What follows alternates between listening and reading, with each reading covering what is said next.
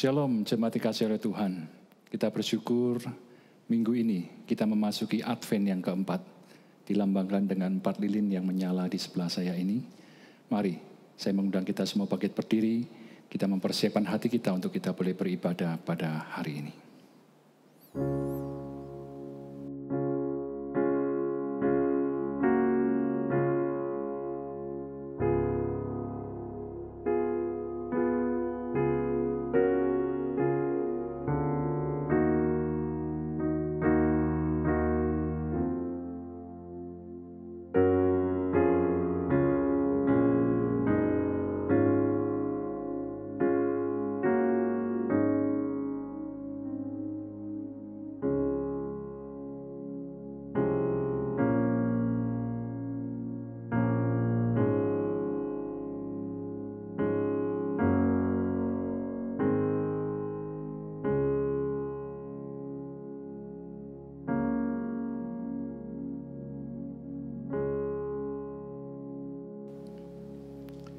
Ibadah kita hari ini kita mulai dalam nama Allah Bapa, Putra, dan Roh Kudus. Kiranya Allah Tritunggal itu memberkati ibadah kita dari awal sampai pada akhirnya. Amin. Kita sungguh patut bersyukur kepada Tuhan karena kita masih diberikan kesempatan untuk boleh datang menyembah Dia. Mari kita beserta dengan seluruh ciptaannya, berhimpun dengan segenap hati, datang untuk menyembahnya yang telah lahir. Hai, mari berhimpun.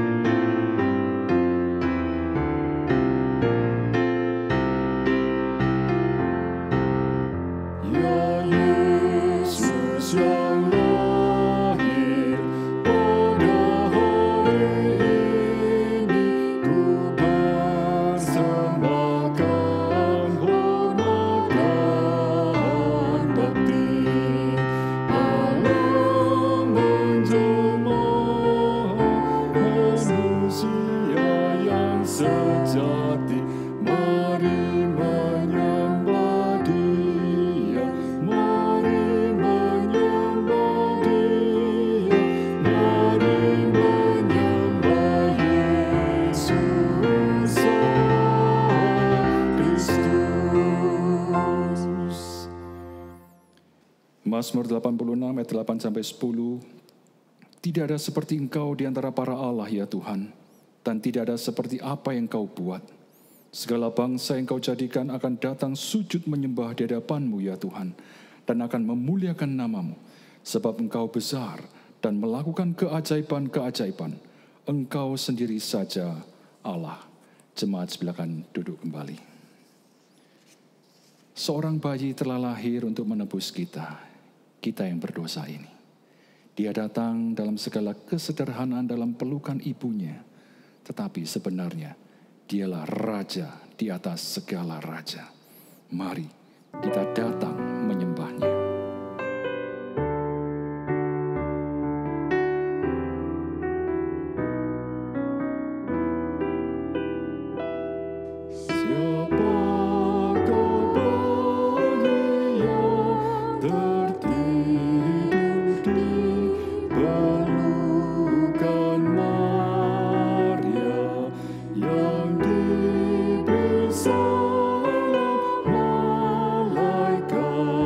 dan dijaga gembala. Kristus Rajaku malah gembala memuji. Sorak dan sembala baik di pelukan Maryam.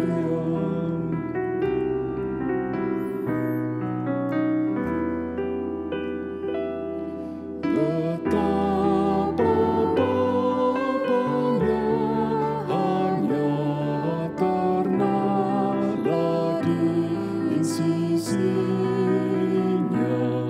Jauhilah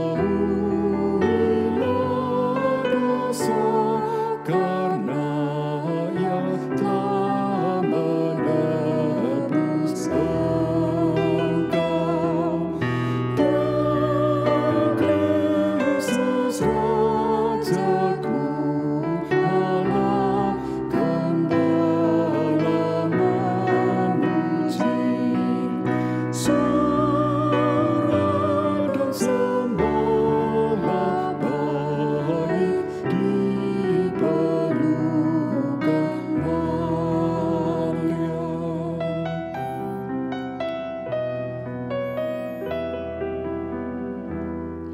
Bawalah emas kemenyan danmu menyembah Dia. Beri hormat padanya, Raja di atas segala raja. Kristus Rajaku malah gembala memuji. Sorak dan sembala baik di pelukan Maryam. Dia lahir untuk menebus kita. Dan pada kesempatan ini, mari kita menggunakan waktu yang singkat ini untuk kita boleh datang kepada Dia, mengakui segala dosa-dosa kita di hadapan Dia secara pribadi.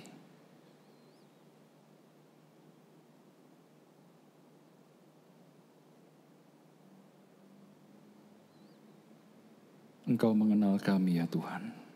Tidak ada yang tersembunyi sedikit pun apa yang telah kami perbuat, apa yang ada dalam isi hati pikiran kami. Tuhan, kami mengaku di hadapan-Mu, dan kami sungguh menyesal bahwa kami sungguh telah berdosa melawan Engkau. Ampuni kami ya Tuhan.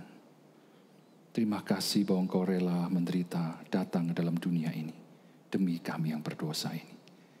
Tuhan, mampukan kami untuk kami sungguh menjauhi dosa, untuk kami tidak terus hidup dalam dosa-dosa kami, tapi kami sungguh boleh Kau mampukan menjalankan kebenaran firman-Mu, memuliakan Engkau, menyenangkan hati-Mu ya Tuhan. Terima kasih. Di dalam nama-Mu Yesus Kristus kami berdoa. Amin. 1 Yohanes 1 ayat 9 mencatat, jika kita mengaku dosa kita, maka Ia adalah setia dan adil, sehingga Ia akan mengampuni segala dosa kita dan menyucikan kita dari segala kejahatan. Saya undang jemaat itu boleh bangkit berdiri dan dengarkanlah petunjuk hidup baru yang terambil dalam kitab 1 Samuel pasal 12 ayat 22 dan 24. Sebab Tuhan tidak akan membuang umat-Nya, sebab namanya yang besar. Bukankah Tuhan telah berkenan untuk membuat engkau menjadi umat-Nya? Hanya takutlah akan Tuhan dan setialah beribadah kepada-Nya dengan segenap hatimu. Sebab ketahuilah betapa besarnya hal-hal yang dilakukannya di antara kamu. Dengan tetap berdiri, kita bersama-sama mengikrarkan pengakuan iman kita seturut dengan pengakuan iman rasuli, dan dari setiap kita yang percaya mengikrarkannya demikian. Aku percaya kepada Allah, Bapa yang Maha Kuasa, Khalik langit dan bumi, dan kepada Yesus Kristus, Anaknya yang tunggal Tuhan kita, yang dikandung dari Roh Kudus, lahir dari anak darah Maria, yang menderita sengsara di bawah pemerintahan Pontius Pilatus, salibkan, mati dan kuburkan, turun dalam kerajaan maut. Pada hari yang ketiga, bangkit pula dari antara orang mati, naik ke surga, duduk di sebelah kanan Allah, Bapa yang Maha Kuasa, dan dari sana ia akan datang untuk menghakimi orang yang hidup dan yang mati. Aku percaya pada Roh Kudus, gereja yang kudus dan am, persekutuan orang kudus, pengampunan dosa, pengampunan tubuh, dan hidup yang kekal. Amin. Jemaat silakan duduk kembali. Kita akan bersama-sama mendengarkan firman Tuhan yang akan disampaikan oleh Ibu Melanie Gunawan. Kita bersama-sama mendengarkannya. Shalom jemaat yang dikasihi oleh Tuhan. Kita bersyukur kalau pada hari ini kembali kita boleh bersama-sama bertemu dan kita akan merenungkan firman Tuhan. Biarlah mari kita terlebih dahulu masuk di dalam doa sebelum kita membaca dan merenungkan firman Tuhan. Bapa kami yang di surga, pada saat ini kami mengucap syukur karena Tuhan sudah memberikan kesempatan untuk kami boleh bersama-sama beribadah, dan khususnya sebentar kami akan merenungkan firman-Mu. Biarlah ya Tuhan Kau memberkati pembacaan dan perenungan firman Tuhan pada hari ini, supaya semuanya boleh menjadi berkat dan juga menjadi kemuliaan bagi nama-Mu. Dan sungguh-sungguh kami mengalami Tuhan sukacita Natal karena Tuhan hadir tengah-tengah ibadah kami pada hari ini. Di dalam nama Yesus kami berdoa. Amin. Tema kita pada hari ini adalah sembahlah Dia. Saya mengajak kita membuka dari satu bagian firman Tuhan, Mika pasal yang kelima ayat yang pertama. Mika pasal 5 ayat yang pertama saya akan membacakan untuk kita semua. Tetapi engkau, hai Betlehem Efrata, hai yang terkecil di antara kaum-kaum Yehuda, daripadamu akan bangkit bagiku seorang yang akan memerintah Israel, yang permulaannya sudah sejak purbakala, sejak dahulu kala. Demikian pembacaan firman Tuhan. Bapak, Ibu, dan saudara yang dikasihi oleh Tuhan, salah satu nabi yang menubuatkan akan kelahiran Kristus adalah Nabi Mika. Nah, Nabi Mika ini melayani di dalam zaman 3 raja, yaitu Raja Yotam, Ahaz, dan Hizkia. Di mana pada masa itu umat Allah itu telah jatuh ke dalam dosa. Mereka jatuh ke dalam dosa penyembahan berhala, dan juga pemimpin-pemimpin mereka telah mengalami korupsi secara moral. Dan di dalam situasi yang demikian, Mika dipanggil oleh Allah untuk menubuatkan akan kelahiran Mesias, yaitu Yesus Kristus, kurang lebih 700 tahun sebelum Masehi. Nah, 700 tahun kemudian Kristus itu lahir ke dalam dunia ini, yaitu kurang lebih juga 2000 tahun yang lalu. Nah, kelahiran Kristus itu telah menimbulkan bermacam-macam respon dan sikap. Ada orang-orang yang menyambut kelahiran Kristus itu dengan penuh sukacita, seperti halnya para gembala. Demikian juga ada yang merasa iri dan terancam kedudukannya, seperti Raja Herodes. Bermacam-macam sikap dan respon menyambut kelahiran Kristus.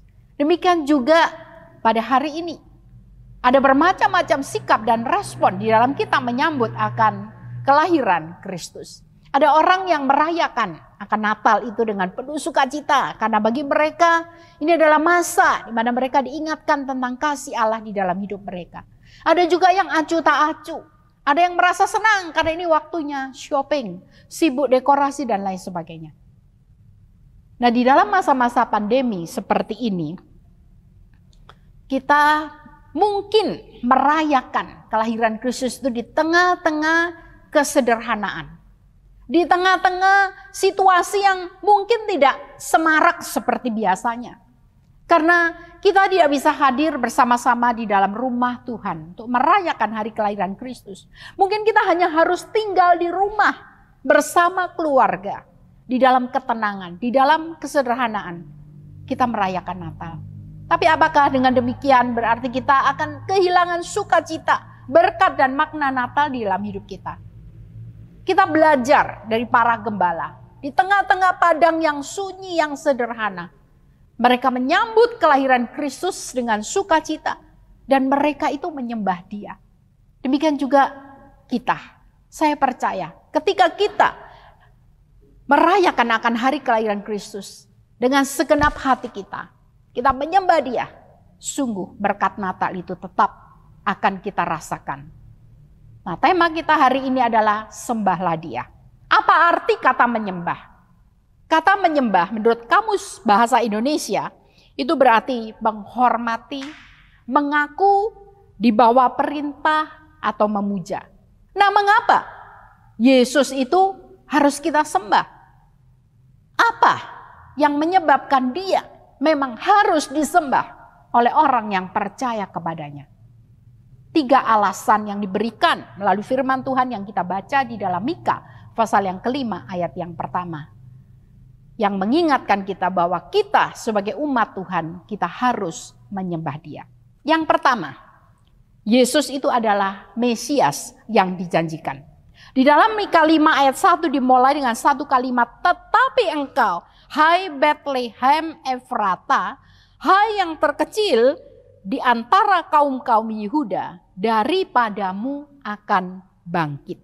Bagian ini dimulai dengan kata tetapi, di mana kata tetapi ini menunjukkan satu hal yang berlawanan dengan sesuatu yang sebelumnya. Kalau sebelumnya raja-raja mereka adalah raja-raja yang telah gagal untuk memimpin mereka, untuk membawa mereka kepada kemenangan. Raja-raja yang lahir di Yerusalem yang dibanggakan itu telah gagal. Sebaliknya Mesias dikatakan yang lahir di Bethlehem, satu tempat yang dianggap kecil, itu telah mengalami kemenangan. Nah, di sini disebutkan tentang Efrata. Efrata itu berarti penuh arti. Ini adalah satu tempat di mana Bethlehem itu berada. Kita bisa melihat di Mazmur 132 ayat yang ke-6. Nah, ketika dikatakan kecil, terkecil, ini bukan berbicara masalah kuantitas, tetapi kualitas. Di mana tempat ini dianggap lemah dan diremehkan. Tetapi oleh karena kebaikan Tuhan, kemurahan Tuhan, tempat yang dianggap kecil, yang diremehkan ini telah dipilih oleh Allah untuk menjadi satu tempat bagi kelahiran Sang Mesias, seseorang yang paling terkemuka, yaitu Yesus Kristus. Dan kelahiran Yesus ini diberitakan di semua kalangan, termasuk para gembala yang dianggap pada waktu itu adalah orang kelas menengah ke bawah, orang kecil. Karena pekerjaannya itu menggembalakan domba, tempatnya di padang rumput yang kotor. Mereka juga tidak diberikan hak untuk memberikan kesaksian di pengadilan pada saat itu. Karena mereka dianggap orang yang rendah, diremehkan. Dan mereka dianggap mempunyai reputasi yang kurang baik di masyarakat. Tetapi Allah telah memilih para gembala yang dianggap rendah dan kecil ini untuk menjadi terangnya dan menyampaikan kabar baik tentang kelahiran Sang Mesias. Bapak, Ibu, dan saudara yang dikasihi oleh Tuhan, kalau kita bandingkan, baik Efrata yang dianggap lemah dan diremehkan, baik gembala yang juga direndahkan, dianggap kotor, dianggap tidak layak, tapi telah dipilih oleh Tuhan, diberikan kesempatan oleh Tuhan untuk menyaksikan kelahiran Yesus, untuk menjadi saksi bagi Tuhan. Demikian juga dengan kita. Kita adalah orang berdosa. Kita tidak layak di hadapan Tuhan. Tidak ada hal yang bisa kita banggakan di hadapan Tuhan. Karena kita orang berdosa. Tapi kita bersyukur kepada Tuhan. Karena Yesus sudah lahir bagi kita. Dan janji firman Tuhan bagi setiap kita yang percaya, maka dikatakan Mesias itu, kalau kita sungguh-sungguh percaya kepadanya, Mesias itu akan menyelamatkan kita, mengampuni dosa-dosa kita, dan melepaskan kita dari hukuman yang kekal. Oleh karena itu, inilah alasan yang pertama. Mengapa kita harus menyembah Dia, menyembah Yesus? Karena Dia adalah Mesias yang dijanjikan, dan Dia sudah lahir di tengah-tengah dunia ini, dan Dia menyelamatkan kita. Oleh karena itu sembahlah Dia. Dialah Mesias, juru selamat kita. Yang kedua, alasan yang kedua, mengapa kita harus menyembah Yesus? Dikatakan di situ, daripadamu akan bangkit bagiku seorang yang akan memerintah Israel. Yesus itu perlu disembah dan layak disembah karena dia adalah pemerintah bagi umatnya. Nah, kata bagiku di sini ini menekankan dan menggarisbawahi bahwa Mesias itu bukan melayani menurut kemauannya dan juga bukan untuk kepentingannya sendiri. Tetapi dia melayani sesuai dengan rencana Allah dan untuk kepentingan umat Allah. Jadi kita belajar di sini, kita melihat Yesus itu harus taat kepada kehendak Bapa. Yesus itu bukan seperti seorang penguasa atas sebuah wilayah di mana dia memerintah wilayah itu. Tetapi dia seperti seorang petugas yang diberikan tugas yang harus dilaksanakan. Dan dia mendapatkan mandat untuk bekerja bagi kemuliaan atau kebesaran Allah. Jadi prinsipnya adalah jelas. Daud menjadi raja atas Israel. Dan Yesus itu memerintah atas orang percaya. Dan orang percaya itu melayani Tuhan. Ini adalah mandat dan karunia yang diberikan oleh Allah untuk menggenapi rencananya yang kekal dan untuk kemuliaan namanya. Nah, di dalam hal ini ketaatan itu adalah penting. Firman Tuhan memberitahukan Yesus taat, bahkan dia taat sampai mati di atas kayu salib. Demikian juga para gembala. Firman Tuhan di dalam Injil Lukas pasal yang kedua mengatakan mereka cepat-cepat berangkat untuk melihat apa yang dikatakan oleh Tuhan kepada mereka. Dan ketika mereka sampai di Bethlehem, dikatakan mereka melihat semuanya seperti yang dikatakan oleh malaikat kepada mereka. Para gembala ini bisa melihat peristiwa yang besar karena mereka percaya terhadap apa yang mereka dengar. Dan mereka taat dengan bertindak secara aktif. Kalau mereka mendengar tetapi mereka tidak percaya, mereka tidak taat, mereka tidak bertindak secara aktif, maka mereka akan berdiam diri dan mereka juga tidak melihat apapun. Jadi ketika kita dikatakan kita menyembah Yesus, berarti Yesus itu menjadi pemerintah di dalam hidup kita. Kita bersedia untuk taat kepada kehendak-Nya. Kita bersedia untuk taat kepada firman-Nya. Itulah pengertian Yesus menjadi pemerintah atas hidup kita. Kita mau taat kepada firman-Nya dan kepada kehendak-Nya. Bapak, Ibu, dan saudara yang dikasihi oleh Tuhan, pada suatu hari, seorang anak perempuan dari pendeta Billy Graham yang bernama Anne Graham, dia diwawancarai oleh Jane Clayson di sebuah acara yang bernama Early Show. Berkaitan dengan peristiwa pengeboman di World Trade Center di New York pada 11 September tahun 2001. Nah, pada waktu itu Anne Graham, dia ditanya demikian. Bagaimana mungkin Tuhan membiarkan hal seperti ini terjadi? Yaitu bagaimana mungkin Tuhan itu membiarkan peristiwa pengeboman ini terjadi? Anne Graham itu memberikan satu tanggapan yang sangat mendalam dan berwawasan. Dia menjawab dengan sangat berhikmat. Demikian. Saya percaya Tuhan itu sangat berduka dengan semua yang sudah terjadi. Sama berdukanya dengan kita. Namun dia katakan, selama bertahun-tahun kita menyuruh Tuhan itu keluar dari lingkungan sekolah, dari lingkungan pemerintah, dan juga keluar dari kehidupan kita. Dan Tuhan sebagai seorang pribadi yang sopan, Tuhan itu di dalam tanda kutip, dia mundur keluar. Lalu bagaimana di dalam keadaan yang seperti ini, kita mengharapkan Tuhan itu memberikan berkat dan perlindungannya. Kalau kita meminta Dia untuk meninggalkan kita sendirian. Bapak, Ibu, dan saudara dikasihi oleh Tuhan. Kalau kita mendengar akan hal ini. Dan kita coba bandingkan dengan kehidupan kita. Bagaimana dengan kehidupan kita selama ini? Siapa yang menjadi pemerintah di dalam hidup kita? Apakah di dalam hidup kita yang kita utamakan, yang kita pentingkan, yang memerintah hidup kita itu uang, kedudukan, nama baik, status sosial, kesenangan-kesenangan duniawi, hal-hal yang tidak berkenan kepada Tuhan. Kalau itu yang menguasai hidup kita, kalau itu yang memegang kendali atas hidup kita, itu dengan kata lain, kita itu menyuruh Tuhan dalam tanda kutip keluar dari kehidupan kita. Karena kita mau hidup bebas. Karena kita tidak mau dikekang oleh firman Tuhan.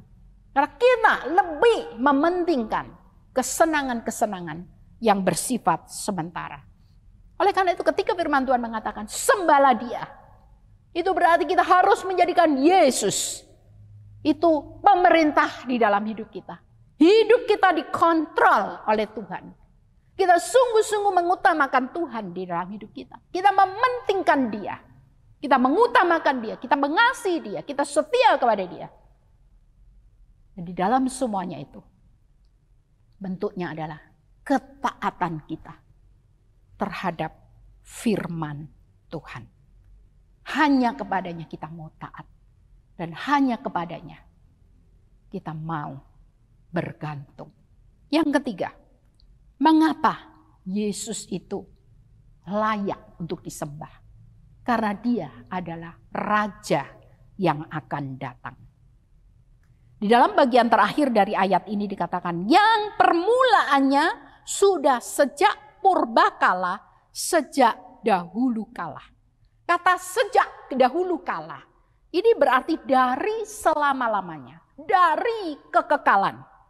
Yang menunjuk kepada keberadaan Yesus yang kekal. Permulaannya di sini berarti merayakan Dia sebagai Raja yang supernatural dan mempunyai hakikat atau natur ilahi di dalam dirinya. Oleh karena itu, asal mula Mesias itu adalah supernatural. Yesus itu mempunyai keberadaan yang supernatural dan kekal. Dan Dia adalah Allah sendiri yang juga ikut berperan serta di dalam penciptaan. Dunia dan semua yang ada di dalamnya ini bersifat sementara dan pada suatu hari akan berakhir. Tetapi Allah adalah kekal. Dan pada saat dunia itu berakhir, maka Yesus itu akan datang kembali menjadi Raja.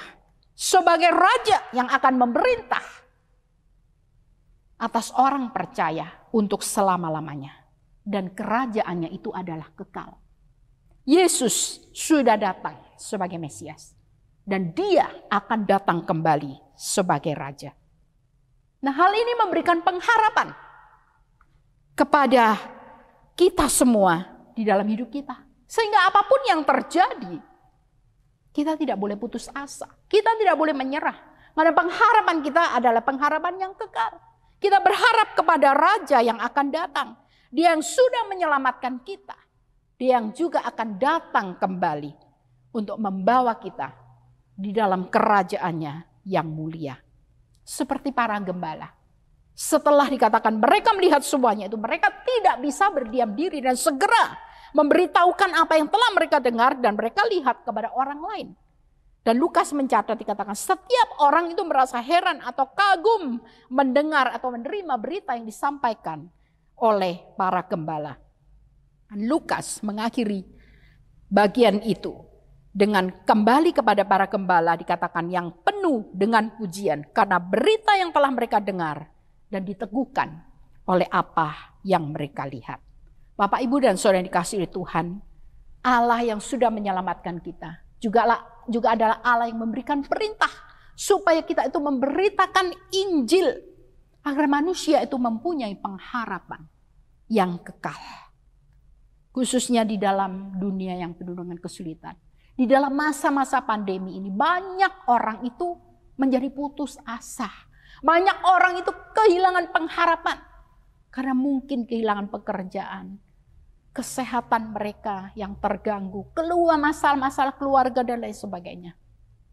Nah, kita dipanggil oleh Tuhan untuk memberitakan Yesus itu adalah juru selamat. Satu-satunya pengharapan. Dan Dia akan datang kembali sebagai Raja. Oleh karena itu, pengharapan kita adalah pengharapan yang kekal. Bapak, Ibu, dan saudara dikasihi Tuhan. Saya mengenal ada seorang ibu. Nah, dia mempunyai 3 anak. Nah, pada waktu anaknya yang 3 ini masih kecil-kecil, suaminya itu selingkuh. Dan dia diceraikan oleh suaminya dengan 3 anak yang masih kecil. Waktu itu dia belum mengenal Tuhan. Nah, di dalam keadaan yang demikian dia bercerita, saya itu menjadi putus asa. Ketika dia melihat ketiga anaknya, dia tidak tahu apa yang harus dia lakukan untuk menghidupi ketiga anaknya. Dia tidak berdaya. Dia begitu putus asa dan dia berpikir mungkin yang paling baik adalah kematian. Nah, di dalam saat-saat keterpurukan yang sangat dalam, yang sedang terjadi di dalam hidupnya, ada seorang teman yang datang kepada dia dan menceritakan tentang Yesus. Dan dia berkata, itulah saat yang menjadi titik balik di dalam kehidupan saya. Dari tidak mengenal Tuhan, saya mengenal Tuhan. Dari saya tidak berpengharapan, saya punya pengharapan yang kekal. Dari keadaan yang begitu terpuruk, saya mendapatkan kekuatan untuk saya bangkit. Akhirnya dia bangkit, dia bekerja dengan pertolongan Tuhan. Dia bisa membesarkan anak-anaknya. Dan ketiga anaknya hari ini adalah jadi orang yang berhasil. Mengapa dia bisa bangkit? Karena dia sudah mendengar tentang Mesias yang telah datang. Dan bukan cuma itu, tapi dia juga berharap kepada Raja yang akan datang. Yesus yang akan datang kembali. Memberikan tempat yang kekal. Memberikan tempat yang penuh dengan sukacita untuk selama-lamanya. Bagi dia dan bagi semua orang yang percaya kepadanya. Oleh karena itu, mari 5 hari lagi kita akan bersama-sama merayakan akan hari kelahiran Yesus Kristus. Firman Tuhan mengingatkan kita bahwa kita harus menyembah Dia, sembahlah Dia. Mengapa kita harus menyembah Dia? Yang pertama, Dia adalah Mesias yang telah lahir, yang menyelamatkan kita. Kita yang tidak layak, kita yang berdosa, diselamatkan. Oleh karena itu kita harus menyembah Dia. Yang kedua, Dia adalah pemerintah atas umatnya. Dan kita harus menjadikan Dia pemerintah di dalam hidup kita. Kita mau taat kepada Dia.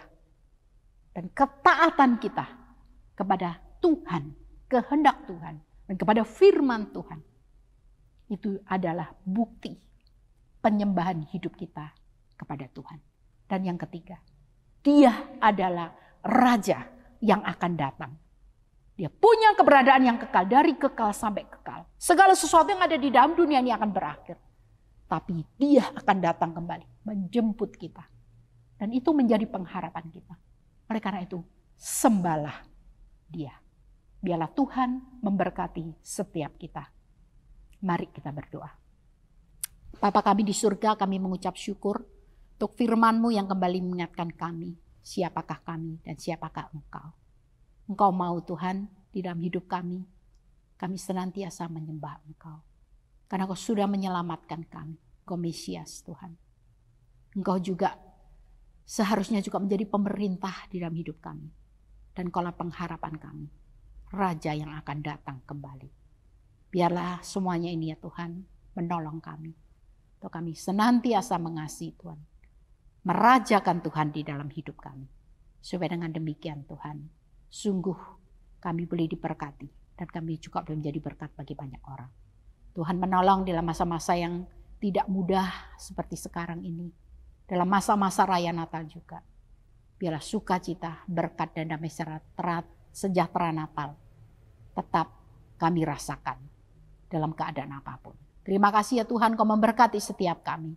Tuhan tahu segala pergumulan kami. Tapi biarlah ya Tuhan kami berharap hanya kepada Engkau. Dan menyembah Engkau. Di dalam nama Yesus kami berdoa. Amin.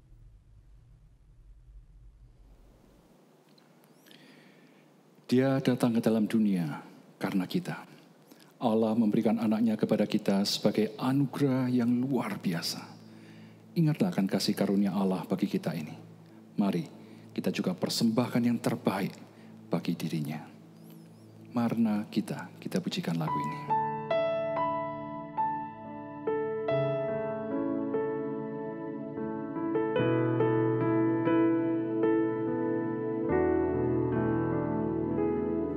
Waktu kecil kita merindukan Natal, hadiah yang indah dan menawan.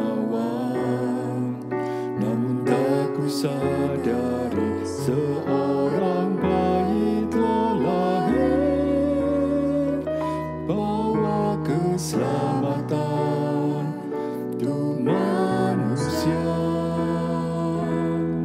Waktu pun berlalu dan kita pun tahu anugerah yang besar dari Bapa yang relakan anaknya disiksa dan disalibkan di Bukit Kalvari karena kasih, karena kita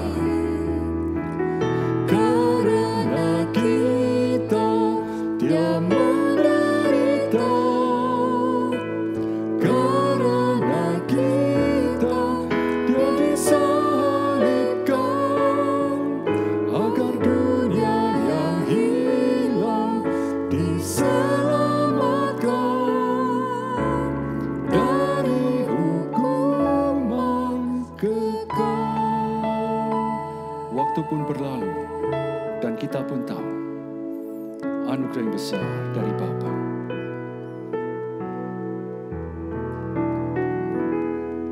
Waktu pun berlalu dan kita pun tahu anugerah yang besar dari Bapa yang relakan anaknya disiksa dan disalibkan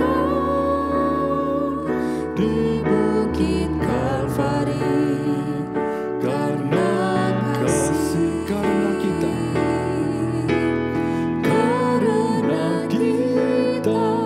dia menderita, karena kita dia disalibkan, agar dunia yang hilang diselamatkan dari hukuman kekal. Karena kita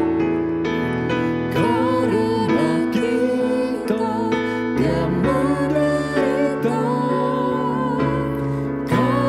menderita, karena kita dia disalibkan, agar dunia yang hilang diselamatkan dari hukuman kekal. Kita berdoa untuk persembahan kita dan juga untuk dua pokok doa yang lain. Kita terus doakan untuk persiapan Natal kita. Tinggal beberapa hari lagi, kita akan merayakan Natal bersama-sama meskipun secara online. Dan kita juga ingat akan bangsa negara kita yang beberapa waktu yang lalu barusan mengadakan pilkada serentak dan kita sudah tahu hasilnya. Kita berdoa supaya Tuhan yang campur tangan menolong untuk pemimpin-pemimpin daerah yang sudah terpilih ini, untuk Tuhan boleh memakainya. Dan doakan untuk pemerintah negara kita secara keseluruhan, agar mereka boleh mengambil keputusan, kebijakan yang sangat penting untuk masa depan dari bangsa negara kita. Mari bersama-sama kita berdoa.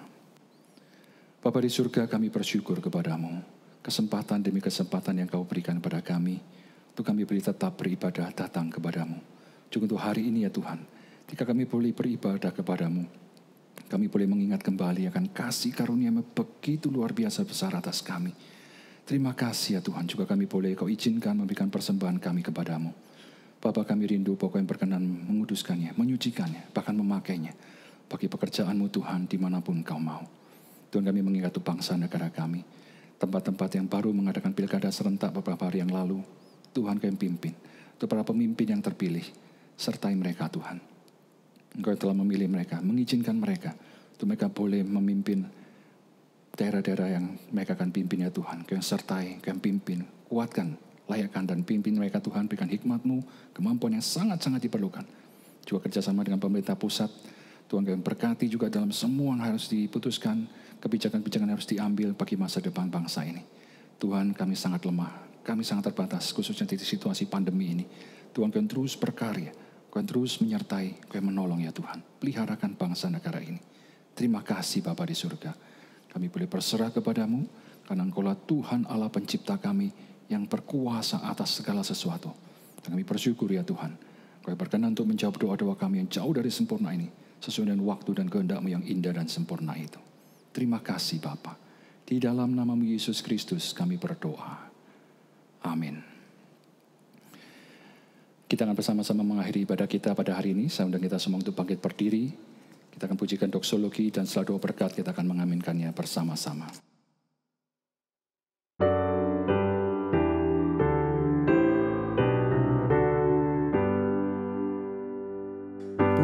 Puji Allah Bapa Putra, puji Allah Roh Kudus, ketiganya yang esa, pohon selamat sumber berkat.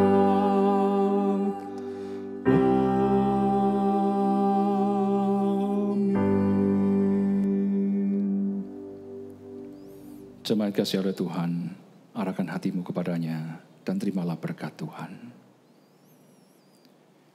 Kasih karunia, damai sejahtera, penghiburan, kekuatan, penyertaan dan persekutuan dalam Allah Tritunggal, Allah Bapa, Putra dan Roh Kudus, kiranya memampukan engkau untuk boleh terus menyembah dan memuliakan Dia dalam segenap hidupmu, menjadi berkat bagi sesamamu, mulai saat ini sampai selama-lamanya. Amin.